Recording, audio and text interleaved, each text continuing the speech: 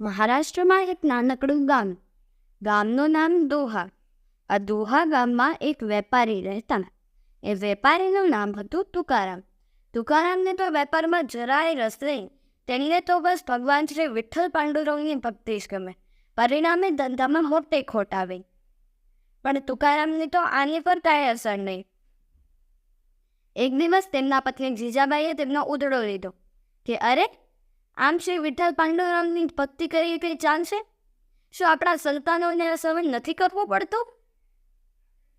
એવામાં ત્યાં ગામના જમીનદાર આવી પહોંચ્યા. તેમણે કહ્યું, બેન, તમે ચિંતા છોડી દો.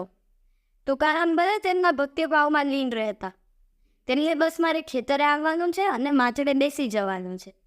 ત્યાં ગમે ત્યારે પક્ષીઓ આવે તો તાળી પાડીને તેમને ભગાડી દેવાના છે.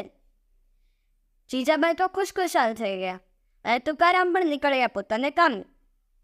તુકારામ ગયા ખેતરે અને ત્યાં માચડે બેસી ગયા. પણ તે તો ભક્તિભાવમાં એટલા લીન થઈ ગયા કે પોતાની જાતનું પણ ભાન તેમને ન રહ્યું. પક્ષીઓ તો આવ્યા અને સોનેરી પાકને ચણી ગયા. આ બધો જ દ્રશ્ય જમીનદારના બે સેવકો જોઈ રહ્યા હતા.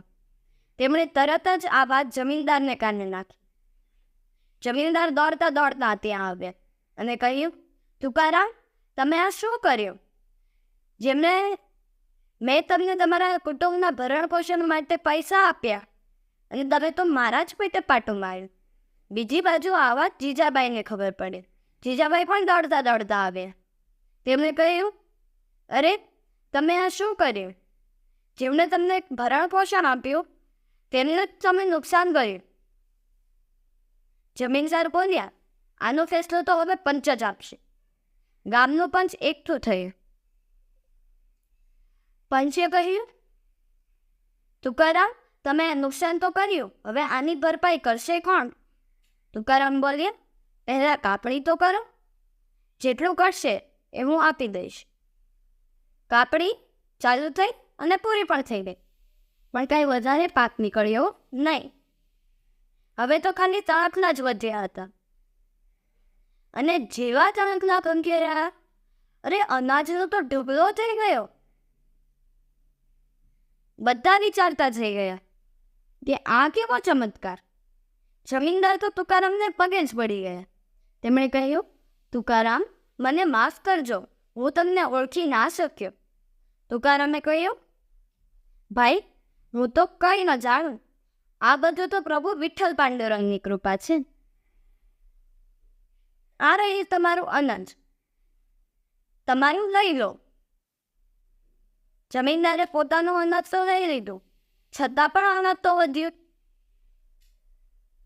આ અનાજ જમીનદારે તુકારામને આપી દીધું.